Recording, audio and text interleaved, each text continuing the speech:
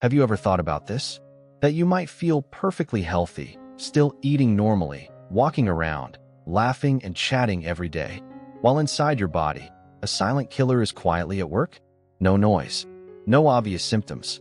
But day by day, hour by hour, it steals your vision, weakens your kidneys, and dulls the sensation in your feet. That silent killer is diabetes, a disease that seems invisible, yet is the leading cause of blindness, amputations, and kidney failure in older adults. I'm Dong Hieu, an endocrinologist with over 40 years of experience. Over the decades, I've met thousands of patients, and I can honestly say this. Most of the most painful complications they've endured all stemmed from seemingly harmless eating habits. The foods we grew up with, the sweet, cold drinks that cooled us down on summer days, the warm, comforting meals shared with family. All of these can become culprits if we don't learn how to eat properly and healthily after the age of 60. I vividly remember a 78-year-old woman, petite frame, kind face, eyes full of sorrow, sitting across from me during a routine checkup. She had lost one of her legs to gangrene caused by diabetic complications. Her favorite foods throughout her life? Plain rice porridge and sweet pastries. And those very foods, consumed day after day, had silently caused damage beyond repair. Then there was a 73-year-old man, once a lover of books and nature, who used to greet each morning from his balcony, soaking in the sunlight. But then, his retinas began to deteriorate, and his vision blurred to the point where he could no longer read. All because his blood sugar had remained too high for too long, unchecked and unmanaged. You see, diabetes doesn't always begin with pain. It works in silence, but it is ruthless. And the saddest part is, it's completely preventable. If we understand it properly, take early action, and make changes starting from the smallest things, like how we choose our meals. You might be wondering, can just one small change in my eating habits really protect me from such terrifying complications? The answer is yes, and I'll show you exactly why, right here in today's video. In my 4 decades of practice, I've witnessed real miracles when a patient dared to change. All it took was the decision to swap half a bowl of white rice for brown rice, or to stop drinking sugary sodas every morning, or simply to eat more slowly, chew more carefully. And I'm not here just to tell stories. I want to share practical solutions, simple, actionable tips, tailored to the Vietnamese lifestyle and palate, so that anyone can begin the journey toward better health. No complicated medications, no extreme diets. But before we dive into the details, I have a heartfelt request. If you believe this topic is important, if you have parents, loved ones, or even yourself facing diabetes, please hit the subscribe button and give this video a like. That small gesture doesn't just help me spread this knowledge further. It could truly save someone living in the dark. Now, let's begin with the first dangerous dietary habit, one that's so common, almost every Vietnamese household falls into it, and that is the habit of eating too many refined carbs. For us Vietnamese, few things are as familiar as a steaming bowl of white rice. From humble home-cooked meals in the countryside to bowls of pho and buns soaked in fragrant broth at our favorite food stalls, refined starches have become the soul of Vietnamese cuisine. But here's a sad truth that many overlook. Those comforting, nostalgic foods are actually a silent poison for people with diabetes. In over 40 years of medical practice, I've met countless patients burdened by the struggles of this disease. One of them was Mr. Nguyen Van Ho, 67 years old, living in a suburban district of the city. A gentle, disciplined man, but with one stubborn habit. Every day, he ate at least 2 full bowls of white rice, sometimes with a few slices of bread or noodles for breakfast. When he came to see me, his HbA1c level, which reflects average blood sugar over the past 2 to 3 months, had reached 10.2%. That's a red alert level, dangerously close to serious complications. I understand very well that changing lifelong eating habits isn't easy, but I also know that with determination and the right roadmap, the results can be surprising.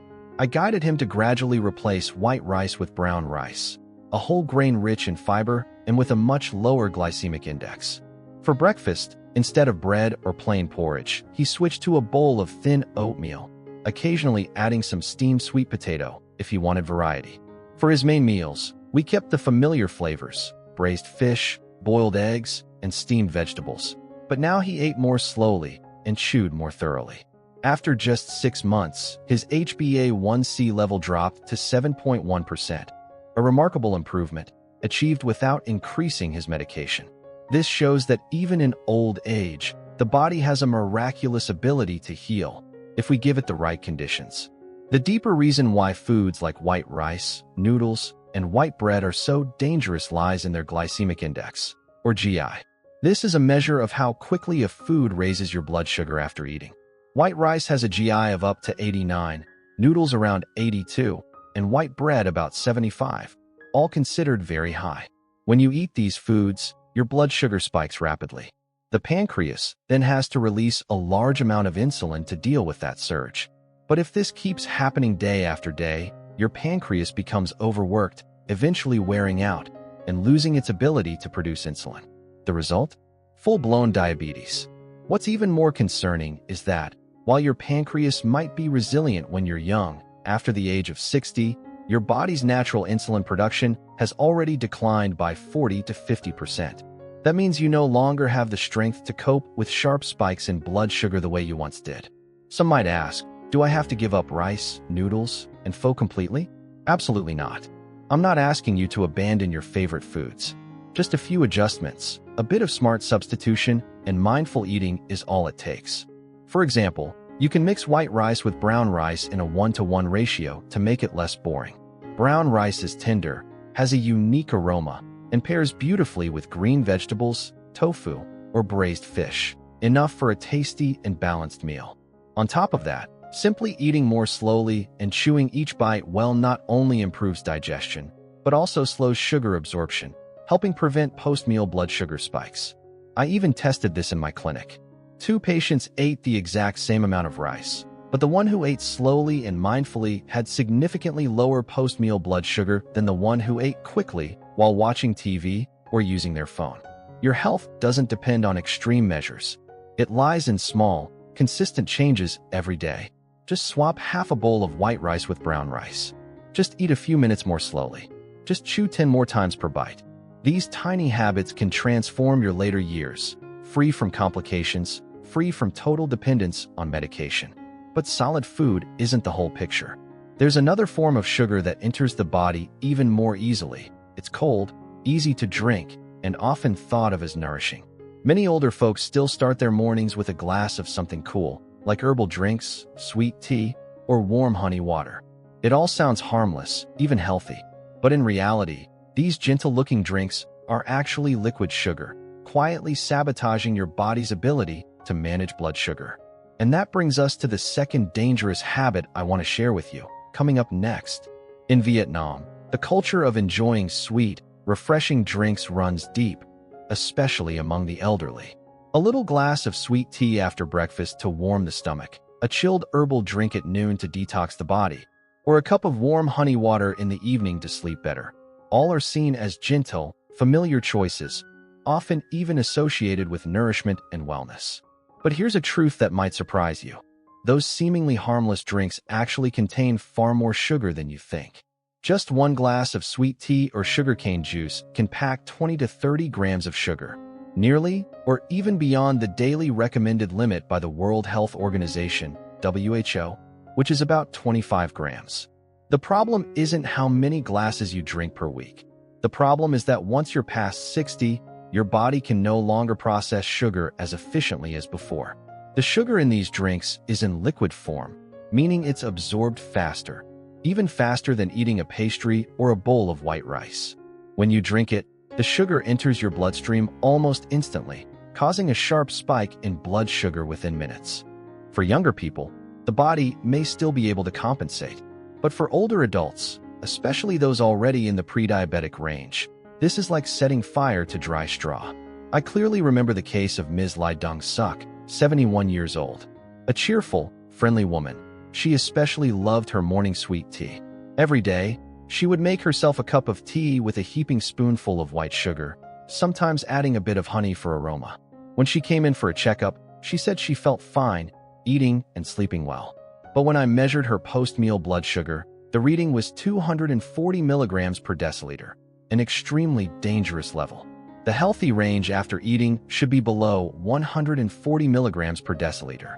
I explained to her that even though the tea was small and the habit seemed minor, it was enough to keep her blood sugar elevated throughout the morning, affecting her heart, eyes, kidneys, and nerves.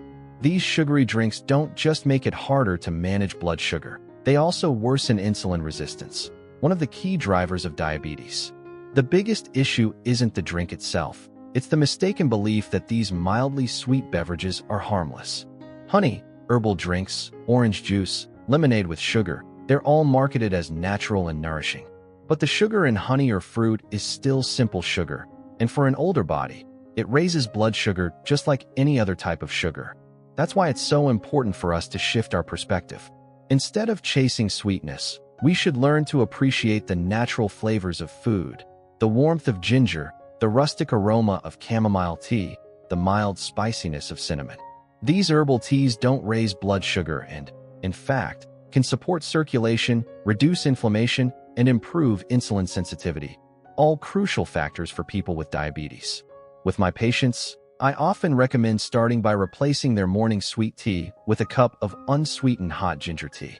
Ginger is warming, supports blood circulation, and helps reduce sugar cravings. If they still want a bit of sweetness, I suggest just 1 teaspoon of honey, about 5 grams of sugar, which is still within the safe daily limit. But more important than what you drink is why you drink it, not out of habit, but for your health. I also suggest trying cinnamon tea, a humble drink our ancestors used to enjoy. Cinnamon is known to help regulate blood sugar, and it's easy to find and prepare. If you're used to that cool, refreshed feeling from sweet drinks, try switching to mint tea or unsweetened roasted barley tea. They'll leave you feeling light and refreshed without the blood sugar spike. Change doesn't mean giving up the joy of eating. Change means finding better, smarter options, ones that still delight your taste buds, but don't come at the cost of your health. I often tell my patients, you can eat a piece of cake and still stay healthy. But if you drink a sugary beverage every day, you'll never be able to stabilize your blood sugar, no matter how much medication you take. That's why the very first step in managing diabetes isn't about taking pills. It's about re-examining every single drop of liquid you put into your body each day. However, sugary drinks are only part of the story. There's another, even more concerning factor, the innocent-looking snacks that so many older people enjoy. A few rice crackers, a ripe banana, a handful of sweet grapes, or a slice of sticky rice cake during afternoon tea. These small treats, if not properly managed, become sneaky attacks that keep your blood sugar on a constant roller coaster. And that brings us to the third dangerous habit we need to explore, snacking the wrong way, a cause that's often overlooked, yet has caused many people to pay a steep price. In Vietnamese food culture, snacking is almost inseparable from daily life. Especially for older adults, it seems perfectly normal to have a ripe banana mid-morning or some rice crackers and sweet grapes in the late afternoon. Convenient, tasty, and often seen as nutritious. But from the perspective of an endocrinologist, let me be clear, these seemingly harmless snacks are causing silent but serious damage for people with diabetes. You might be surprised to learn that white rice crackers, a favorite among many elderly, have a glycemic index, GI, of up to 85. Glutinous rice cakes like bánh chưng and bánh tét aren't any better, with GIs over 90. A ripe banana comes in at about 61, and grapes, despite their small size, reach a GI of 59. All of these numbers fall into the high GI category, meaning they raise blood sugar levels quickly after eating. I once treated a lovely patient named Ms. Lin, now 70 years old. Every time she visited the clinic, she brought a little bag of fruit, usually containing bananas and grapes. She told me, "I heard fruit is good for your health, so I eat it several times a day just to be safe." It sounds reasonable, but her lab results told a different story. Her HbA1c was 9.8%, and her post-meal blood sugar consistently exceeded 200 milligrams per deciliter. Even worse, her eyesight had begun deteriorating rapidly due to advancing diabetic retinopathy. When I examined the back of her eyes, I could clearly see the damaged blood vessels, and knew she was at risk of blindness if her condition wasn't brought under control. The issue wasn't that she ate too much, it was that she ate at the wrong time, chose the wrong types of food, and lacked portion control. Yes, fruit is healthy, But not all fruit is suitable for diabetics, and it certainly can't be eaten freely as a casual habit. On top of that, many snack foods sold in markets and supermarkets, from biscuits and chips to sugary desserts, are loaded with refined carbs and even trans fats, which increase inflammation, damage the cardiovascular system, and cause prolonged blood sugar spikes.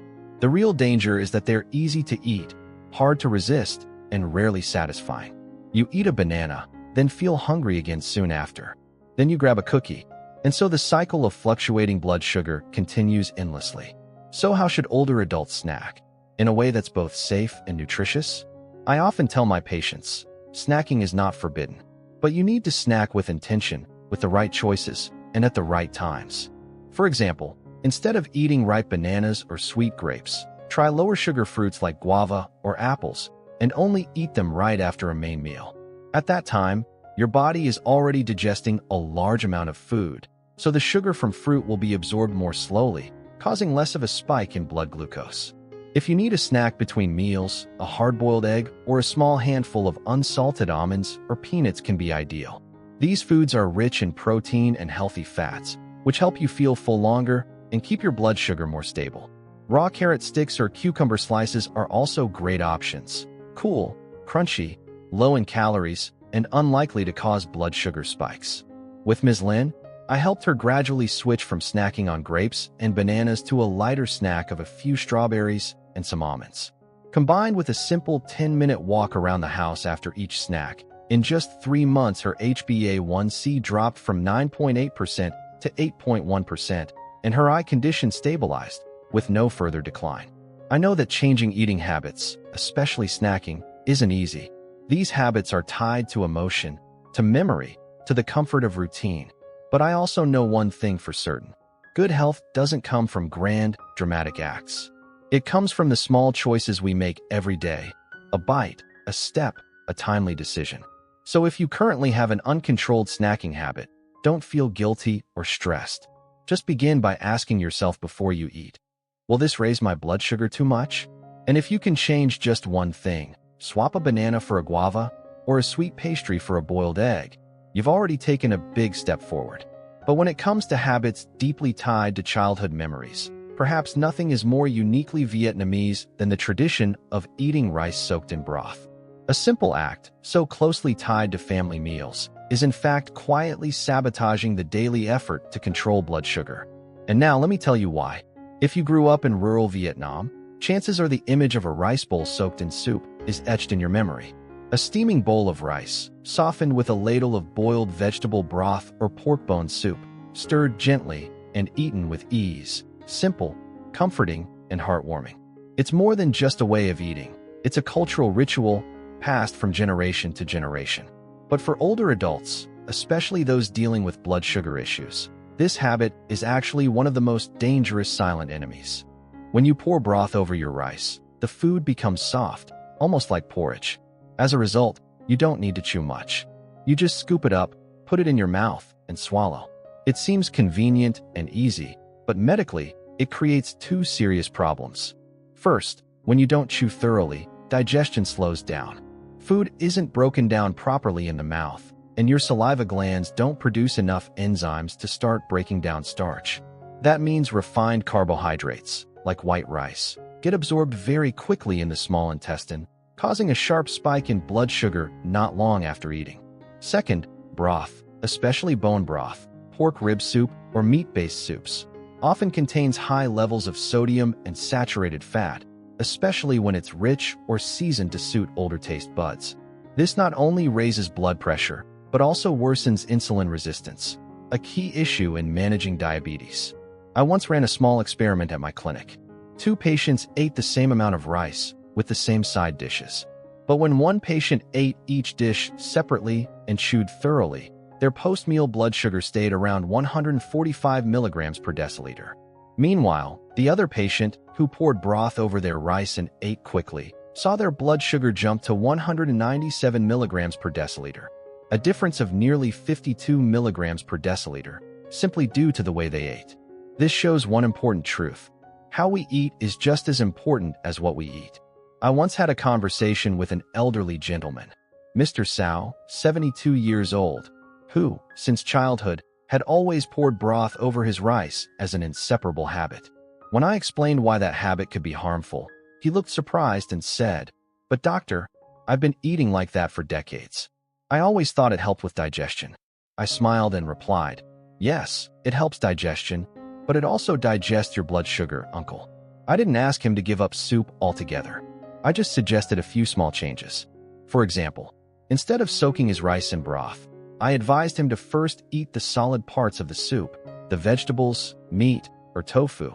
Then take spoonfuls of rice separately, chewing each bite at least 20 times. If he really wanted some broth for ease of swallowing, just 1 or 2 small spoonfuls would do, enough to moisten the rice without turning it into porridge. I also encouraged him to add more steamed or fresh vegetables, rather than relying solely on soup to help the rice go down. Fresh greens like lettuce, romaine, or even just a few tomato slices can increase fiber intake and naturally force you to chew more. This not only slows sugar absorption, but also triggers your body to release helpful digestive hormones that support blood sugar control. Many studies have shown that thorough chewing stimulates the release of a hormone called GLP-1, which enhances insulin efficiency and slows down sugar digestion. Among the patients I've guided to chew more and cut back on broth-soaked rice, most have seen a significant drop in post-meal blood sugar within just 4 to 6 weeks, without needing to increase their medication. Change doesn't need to be extreme. You don't have to break up with soup. Just adjust how you eat it, in what order, and at what pace. Instead of flooding your rice with broth, eat your vegetables first, then the rice. Instead of swallowing quickly, slow down and savor each spoonful. When you eat mindfully like that, you're not only managing your blood sugar, you feel fuller longer, eat less overall, reduce your calorie intake, and in turn, ease the burden on your pancreas and cardiovascular system. But there's one more habit, one that doesn't happen during main meals, yet silently disrupts blood sugar control over the long term. That habit is late dinners and late-night snacking. Many people, especially older adults, fall into this routine because they're busy during the day or have trouble sleeping and turn to food as a comfort. But biologically, this is like punching your body's hormonal clock in the face. And right after this, I'll explain exactly why. How even just one late meal can cause you to wake up with unusually high blood sugar, and more importantly, how to break the habit without forcing yourself too hard. There's a familiar image in many Vietnamese households, especially in the evenings. The whole family gathered for dinner at 8 or 9 p.m., sometimes even later. After a long, hectic day, someone working late, someone watching the grandkids, someone in meetings, dinner finally happens once everything else is done. And after dinner, many people like to sip on something light. A small bowl of sweet soup, a packet of instant noodles, or a few cookies to help them fall asleep. It may sound harmless, but for older adults, especially those with diabetes or at high risk, the habit of eating late at night is a hidden trap, slowly chipping away at their health. Biologically, our bodies operate on an internal biological clock, which regulates everything from digestion and metabolism to hormone production. One of the key factors in controlling blood sugar is insulin sensitivity. In other words, how well your body responds to insulin to process sugar. Many studies have shown that insulin sensitivity peaks in the morning and gradually decreases throughout the day, dropping sharply after 8 p.m. This means that if you eat dinner too late or have a late-night snack, your body won't process the sugar from that meal efficiently. Blood sugar levels rise, and because you go to bed right after, without any physical activity to burn that energy, the excess sugar simply hovers in your bloodstream all night long. I've met many patients who had unusually high fasting blood sugar levels in the morning and couldn't figure out why. They ate light breakfasts, controlled their lunch portions, even took their medication on time. But once I asked the key question, "What time did you have dinner the night before?" the answer was often around 8:30 or 9. After that, I just watched TV and went to bed. And that was the reason. High nighttime blood sugar is the very culprit behind those elevated morning readings, making the disease harder to control even with proper medication. Another factor that worsens the problem is the dawn phenomenon, a natural process where your body releases stimulating hormones between 4 and 8 a.m. to help you wake up. These hormones cause a slight rise in blood sugar. In healthy people, the body adjusts automatically. But in those with diabetes, if their blood sugar is already high from the night before, this added spike pushes it beyond control. Not to mention, late-night eating also increases the risk of sleep disturbances, indigestion, acid reflux, and that heavy, groggy feeling upon waking. I once treated a 75-year-old man who regularly had dinner at 9 p.m., followed by a glass of condensed milk to help him sleep. As a result, his fasting blood sugar was consistently over 180 milligrams per deciliter, and he suffered from restless sleep, often waking up at 2 or 3 in the morning due to bloating. So what can we do? My advice is simple and incredibly effective. Have dinner early, ideally before 7 p.m. After 8 p.m., if you feel hungry, don't immediately reach for food. Instead, drink a glass of warm water or unsweetened herbal tea, like chamomile or ginger tea. These not only soothe the stomach, but also help relax the nervous system. If your stomach is growling in the middle of the night, take a closer look at your dinner. Perhaps it was too low in protein or fiber. Adjust the composition of your evening meal to ensure it's satisfying, yet light, and low in refined carbs. Another strategy that many of my patients have found effective is intermittent fasting. This simply means finishing your last meal of the day around 6:30 or 7 p.m. and not eating again until the next morning. Giving your body a 12 to 14-hour break between meals allows your internal clock to reset, improves insulin sensitivity, and helps stabilize blood sugar levels. With just a few weeks of consistency, you'll likely notice a clear improvement in your morning blood sugar, deeper sleep, and a more refreshed feeling upon waking. In truth, the issue isn't just when you eat. It's how you treat your body after a long day. Instead of comforting yourself with a late-night meal, learn to listen, to unwind, and to give your digestive system the rest it needs. Your body, especially after the age of 60, deserves that kind of gentle care. And you know what? When you successfully change your habit of late dinners or midnight snacking, you're already taking hold of one of the most critical keys to diabetes management, restoring your body's natural biological clock. But to achieve lasting health, changing just one habit isn't enough. Everything I've shared with you throughout this video, the 5 dangerous habits and how to transform them, are vital pieces of the puzzle. And now, I want to help you bring all those pieces together into one complete strategy. A holistic, practical, and doable approach. So you're not just managing your blood sugar, but truly living a healthier, fuller, and more liberated life each and every day. I often tell my patients, your health in old age is like a garden. If you tend to it a little each day, it will thrive for a long time. But if you neglect it, even just for a few months, weeds and pests will take over. So how do we care for this garden of health? One of the simplest and most effective principles I want you to remember is the plate division method. Imagine your plate as a round clock. Half of it should be green vegetables, whether lightly stir-fried, steamed, or in a salad. 1/4 should be protein, like fish, lean meat, eggs, or tofu. And the remaining 1/4 should be whole grains, such as brown rice, oats, or sweet potatoes. By eating this way, you'll naturally reduce your intake of refined carbs while still ensuring a balanced, nourishing meal. No need for food scales or calorie calculators. Just divide your plate correctly, and you've already solved half the problem. Another strategy one use with nearly every patient, and that I practice myself every day, is eating in a smart sequence. Start with vegetables. They create a fiber wall that slows down sugar absorption. Next, eat protein. It helps you stay full longer and stabilizes blood sugar. Only then, finish with carbohydrates. Scientific studies have shown that this eating order alone can reduce post-meal blood sugar by up to 30% without a single pill.